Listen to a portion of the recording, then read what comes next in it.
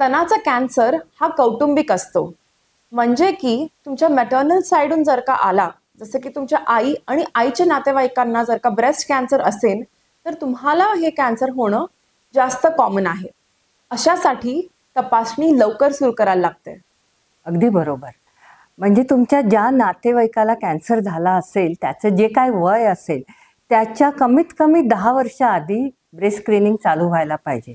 उदाहरणार्थ तुमच्या आईला जर वयाच्या 42व्या वर्षी कॅन्सर झाला असेल, तर तुम्ही स्क्रीनिंग 10 वर्ष आधी म्हणजे 32व्या वयापासून तुम्ही करायला पाहिजे. यात BRCA1 आणि BRCA2 टाईपचा कॅन्सर असतो, जो की सर्वात जास्त कौटुंबिक असतो. तुम्ही ती अँजेलिना जोलीची स्टोरी तर ऐकलीच असेल.